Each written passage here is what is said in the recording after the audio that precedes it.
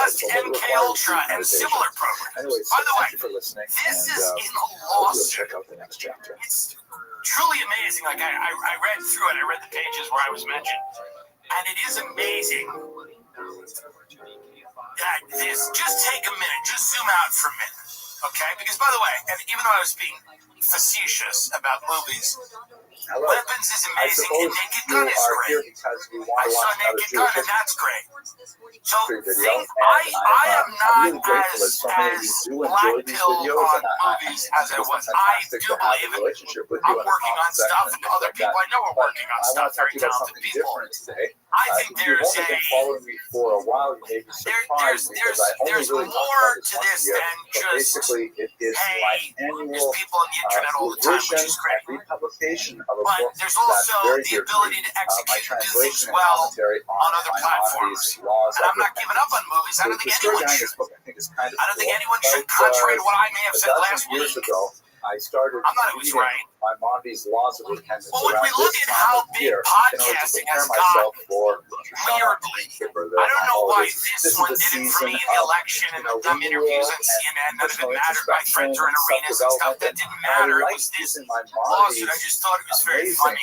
I just started laughing and I said, isn't that funny that the president of France and his wife are mentioning my show which I put online in a court case about whether his wife and then every year I come back to it, I reread my monies, I reread my translation and my notes, I significantly revise them, I say to myself, that's what it feels like, and it feels good. A year ago, now I'm I know in this so thing. much better, and I'm worried about what I'll write next year. But at any rate, and we're riding till the wheels come off here. In memory of my late father. I'm in deep now in this thing of whether or not this man's wife has a cock. They brought me into it. 40 small videos that go through the 40 days of repentance. You start a podcast because you think you can have a travelogue on Comedy Central. That's what I thought. I was going to get paid, travel around the world and eat things and tell jokes about them on television. On a separate channel. That's what every comedian wanted. Between the years of 2010, I'll give you a little comedy history that no one cares about. Between the era of 2010 and 2015, most comedians were pursuing a travelogue. Everybody had been living in hellish apartments in Brooklyn or in Los Angeles, and everybody, their dream was to travel around the country. Anyways, because David Tell had one called Insomnia. And Bourdain, who wasn't a comedian, obviously had the most famous one called Parts Unknown. And we were like, what about a funny travel food leisure show? What about that? And everybody went and to their agent manager and said, hey man, I really want to just travel, and I want to do a travelogue because I like food and I like places. No one had a rationale for why they want. They were like, I like going places. I like traveling. And we were all trying to get travelogue. So I started a podcast as a hey, if I travelogue was on a tour bus, because I was a tour bus guide at the time, making $15 an hour for a big bus, and a lot of complaints. And then I was like, but this is going to be a travelogue, where the bus is going to go to different places. I'm going to be on top of it, doing my analysis, and it's going to be great. And I'm going to make like $100,000. That was my dream. I was like, I'll make $100,000. Now, I am mentioned in a lawsuit. The president of France mentioned me in a lawsuit about whether his wife has cock. You see what can happen out there if you just focus and trust the process. Really, trust the process, because I thought I would be doing really artistic stuff. But you have to trust it. The world will find a place for you. Many people who doubt this, the world is going to find it. You don't choose it, by the way. Everything's they walk around choosing everything. It's this illusion of our society that you walk around choosing things. Because you choose, like me and my friend just got coffee, and you get to choose the little thing. You sweetener? No. You get to choose that. But you don't get to choose necessarily how the world sees you or where you fit into the world. You might walk around going, I'm Kevin Costner. But guess what? You're not. Number one, you're not. Number two, he just lost a lot of money on that dumb movie, whatever it's called, Horizon. Okay? And number three, he'd love to be in this lawsuit. He'd love it. Kevin Costner would love to be in this lawsuit about whether the president of France's wife has a cock, or a pussy, or something in between, or nothing, like a doll. We don't know. And there's something really special associated with I got in this going, I'll have a show, because I liked Curb Your Enthusiasm. I go, how funny. Isn't that funny? But you got to trust the process. You end up where you belong, and this is such an interesting moment here. It's such an interesting moment to be in a cultural conversation that matters this much to people. And I know that people are going to not get it. They're not going to get it. They're not going to get it. They go, oh, well, what are you guys doing? What are you podcasters doing that's going to stand the test of time? A lot of people are saying that. What are you? And my answer to that is fascism. That will. I'm pretty sure that'll last for a few years. But I kid. I love ethos. I mean, I cannot stop with the ethos. I'm telling you right now, when you lose someone close to you, you can't help but think about the future. Would your family be prepared financially if anything were to happen to you? The last thing you want your family to worry about is how they're going to pay the bills. With your life insurance from Ethos, your family's protected. I've talked to so many of my friends about doing this, and they've all done it. And they're all secure, and they're sleeping soundly because they know their family is going to be taken care of. The traditional life insurance process is complicated, but Ethos makes it easy. It's an online platform that gets made getting life insurance fast and easy. Protect your family's future in minutes, not months. There's no complicated process. It's 100% online. No medical exam required. You can just answer a few health questions. Get a quote in as little as 10 minutes. You can get same-day coverage without ever leaving your house. Life insurance is more affordable. And you think with Ethos you can get a free quote and customize your rate that fits your budget. You can get up to $3 million in coverage. Some policies as low as $2 a day billed monthly. Protect your family with life insurance from Ethos. Get your free quote at ethos.com/GIM. That's ETHOS.com/GIM. I don't love this takeover of the this militarized police. I don't love it. I do understand we have a crime problem in cities. I'm not blind to it. I get it. I see people all the time, and I go, that's a problem. Not in a racial way. I'll just see someone who sparks my concern. As someone who seems like they're on drugs or a shifty-looking character,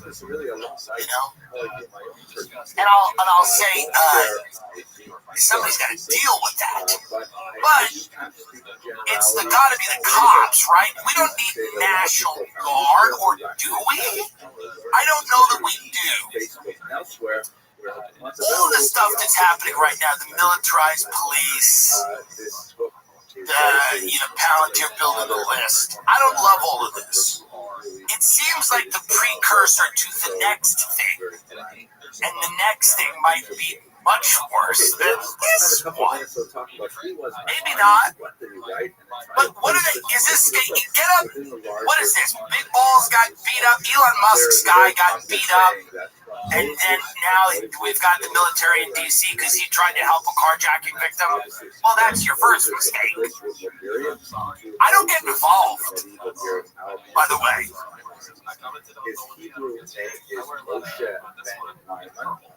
So this guy, Big Balls, Edward Corsetine, he does something heroic. I think he tries to help a carjacking victim. Here's why I'll never help anyone. Ready? A friend of mine helps a woman getting hassled on the train. A guy takes out a knife or a box cutter, I forget. It doesn't matter. He slices my friend's face. My friend then is in court with this guy. The chick he was helping goes and testifies on behalf of the guy who was roughing her up. That was all I needed to hear. A 19-year-old man known as Big Balls, who played a key role in the Doge initiative to shrink the government, was assaulted over the weekend in Washington. He was assaulted by 10 juveniles near DuPont Circle around 3 a.m. on Sunday, according to a police report. Two 15-year-olds were arrested as they attempted to flee the scene. A black iPhone 16 valued at $1,000 was also reported stolen. President Donald Trump posted a photo on his social media. Now, I think this kid, not a kid, he's a dude, this guy, I think he tried to help a carjacking victim, and then he was assaulted by all these children. Well, that's what happened. Corsettine told the officers the assailants approached him outside his vehicle while he was with a woman, identified in the report as his significant other, and made a comment about taking him. Oh. He told officers that he got the other person into the vehicle just before he was attacked. So he's at 3 a.m. He's hanging out outside of his car with a woman. Supposedly Elon Musk tweeted, a gang of about a dozen young men tried to assault a woman in her car at night in D.C. I don't know if that's true. Because the Big Balls guy is saying he was standing by his car. And he was saying a bunch of kids went up to him and they're like, we're going to steal your car. Whatever. Point is, I don't know if he's heroic anymore. I'm not saying that's, whatever. He fought back against these children. Good for him. I hate children. Like violent children running around the cities. I'm so against that. I crusaded for years, well not years, but months against that white gang in Arizona, the Gilbert Goons. Roaming the bands of children that are violent are a problem, and I think they should go to Ukraine. And I've said that. And I don't. And so now, having seen that, is what Israel's doing bad? What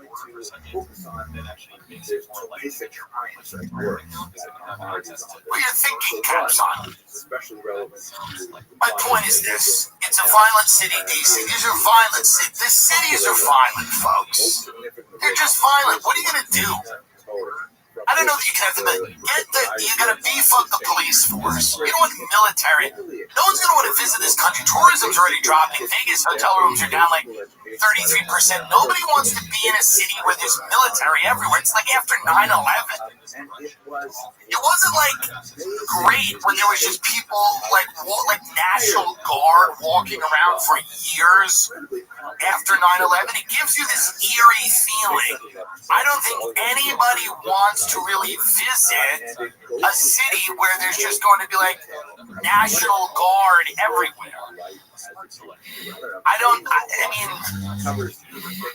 This is now, if you visit America, this is what you see, by the way. Make this louder. If you visit the United States of America on a summer trip, this is what you get.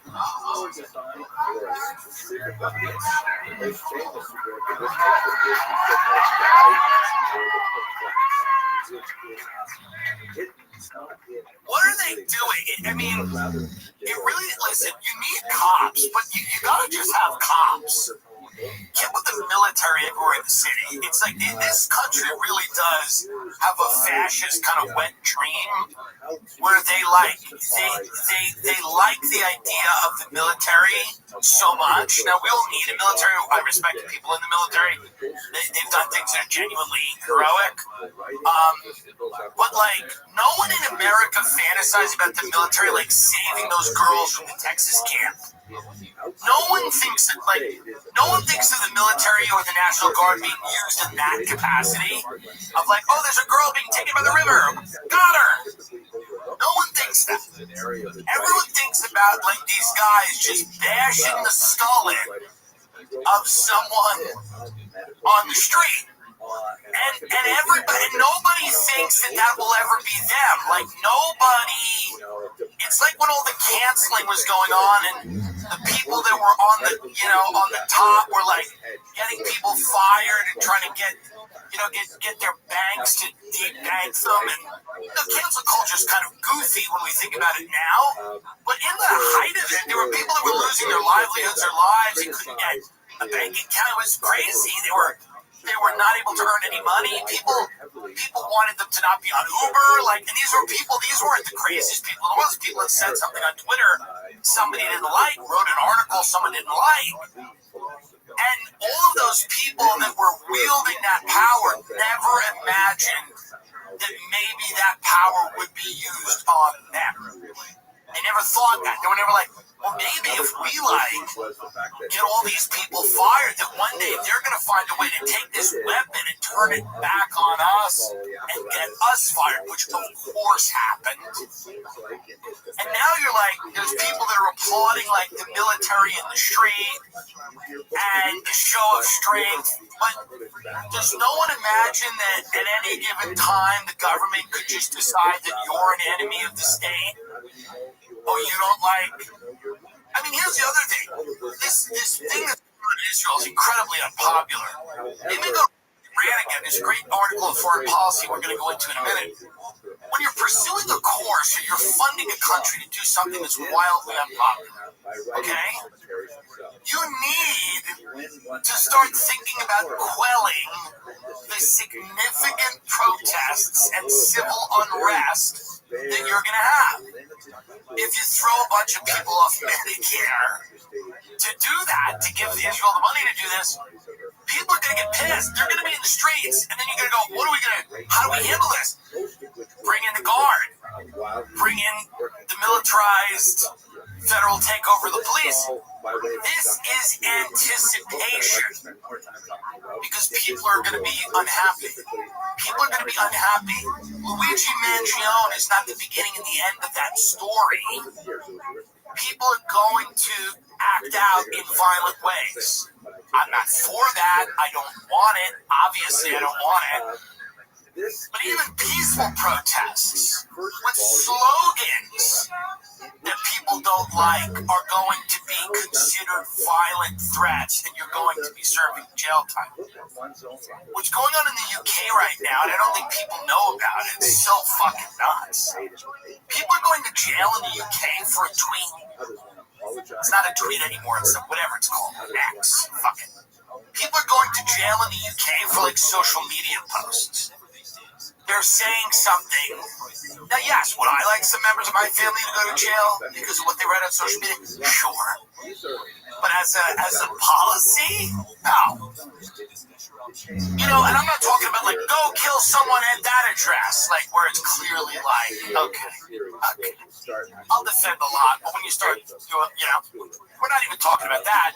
We're talking about people that are voicing an opinion that people might consider anti-immigrant or anti-Semitic going to a jail because of something they wrote. Get that up. That is happening all the time in the UK. And there are, unfortunately, a lot of new hate crime laws being debated here that could end up being that. Okay? Here we go. Let's listen to this. 20 months. Went on to say that you did not want your money going to immigrants. 20 months, Facebook post, jail. Our kids and get priority. This offence is so serious that an immediate custodial sentence is unavoidable. You stand, please. The sentence that I pass has been reduced by 1/3 to reflect your guilty plea. The sentence is one of 20 months. go to this person, apologize. If they don't accept your apology, then you do this. So 20 months. Now the guy said, I don't want immigrants raping the kids. Would I have said that? No. Is it the most articulate thing? This guy may have said it. Is that? Hold on, wait a minute. I get it to bad people, but you actually said it. But no, just quote tweet him. No, these are not articulate people. The people that are on the internet are not like articulate people that are really good at like expressing themselves in a way that's always helpful and constructive. You know, when my aunt has a couple of Percocet and throws down a couple of bottles of White Zin and goes on Facebook, you know, she's not thinking about if she's going to hurt people with her words. That's what she's doing. That's part of the game. That's part of the game. You can't throw people in jail for 20 months for going, I don't want my money going to immigrants or raping the kids. Now, maybe there's some other things in that post I didn't see, but from what I heard, it's not eloquent. But jail for 20 months? Because of that? Dude, as a guy that says crazy shit with sunglasses behind a fucking desk in front of a seasonal backdrop that's printed in a Kinko's, do you think, I mean, this crosses my mind all the time, that we can end up being a society like this, that will put you in jail for a social media post or something that you say. But they don't you're not even allowed to watch. There's things in Britain you're not even allowed to watch on. They will literally say our hate crimes laws prevent you from watching this video. Now, some of the videos I get it. If it's like, I don't know, like a kebab shop owner being burned alive or something. Not good. Okay? Let's not do that. But some of them aren't as bad as that, and you still can't watch those. You know? You still can't watch those videos. Obviously, if it's like refugee family tied up to Christmas tree in Sweden, and the ornaments are, you know, put into them or something crazy. Yes, don't watch. That one you don't watch. That one you don't watch. Get some sense of his life and work. Because it you know, like I get that one. Irish mob attacks halal court. We get, yes, there's things we shouldn't be watching. There's things that aren't good. But then there's a lot of stuff you gotta be able to watch it. You gotta be able to understand that you're an adult and you should be able to, because self-reflection and they've already got the cops on the street that are not cops, they're in the military. They've already got the National Guard on the street. They already have all your information in D.C. And now they just get to decide what is and isn't over the line. That should scare everybody. You're fucking nuts, dude. If this doesn't scare you, you're nuts. All these things that Alex Jones, you know, and I've had Alex on, I like Alex, but all these things that Alex Jones was like worried about when I listened to him in the late 90s, early 2000s are coming to fruition. And you know, I don't know where he is on all of that stuff, but like, I know he's a big fan of Trump, but like, this is everything Alex Jones always talked about. Military of the street, the FEMA camp, the tech company that monitors everything, the surveillance. This is all of that. I mean, not to sound like a fucking nut. This is everything a crackhead. And I don't even mean a crackhead like crack, like I smoking weed in a room with a fucking black light and a fucking, insane clown posse tattoo on his arm. I'm thinking of a very specific guy I was friends with. But this is everything that guy would have talked about. He'd be like, bro, because of his tremendous contributions to Jewish intellectual history and really to world fucking history, is regarded as a philosopher of phenomenal influence on Western thought, and we're going to look at that in monitors everything. in Spain, Like, very this is special time literally in a Spanish wet Jewish dream history. of every This is the conspiracy end of theorist what's that has commonly known ever as lived, La and it's happening now. Convivencia, And the the people who period think what we've said about it are kind of it cheerleading has it. They think been it's great. argued that it's a little bit So isn't that exaggerated, fun? that it really wasn't complete coexistence, but there's no Isn't that a question fun one? that for about 300 to Hymns. 400 Can't years, stop snoring or there blanket was stealing, an but when it comes to unusual performance, they've got you calm covered. Take in control of the relation eating with between personalized treatments made with Christians, proven ingredients Muslims, described by and licensed Jews in the providers. Iberian Peninsula. Through There are a hymns, lot you of can access different personalized reasons for prescription this treatment options that for erectile are dysfunction like political, hardness and sex economic, RX. and cultural Plus, in climate nature. control But if there's no prescribed. question Hymns that offers this access to happened to ED be treatment a options, period of ranging from incredible hard mints, creativity, trusted explosion of generics spiritual and that cost literary 95% less activity than brand among the names. Jews of Spain. This isn't one size They were given fits all that forgets you in the waiting room. Get your health and goals put first. With real medical providers making sure you get what you need and the results. You get simple online access to personalized, affordable care for ED, hair loss, weight loss, and more. Visit hims.com/Tim. I mean, they got it all here, folks.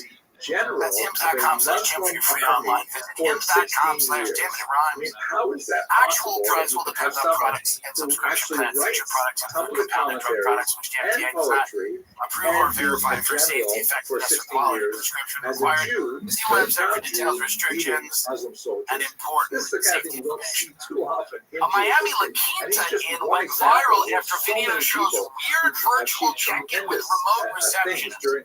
I will say one thing about the hotel check-in process right now. It is the least pleasurable thing that you do as an adult outside of a doctor's office. A hotel check-in, for whatever reason, is so terrible. It is so fucking long. It takes a lot of time. It's annoying.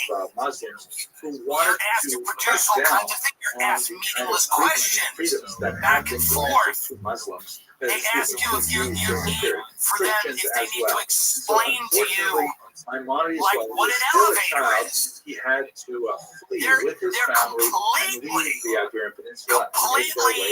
usually, not always. He essentially They're like treating you like a child. In particular. And yet they also can't do anything at the thing. Like you're like, can I extend my this? Can I do this? Can I do that? No, we can't do any of that. That's all done through reservations. I can't do it. I can't do it. I'll pay the lecture. Can you upgrade the room? I can't do any of that. I can't do any of that. I'm a prisoner. I am being filmed. I cannot do anything. I am at this desk. I can only check you in.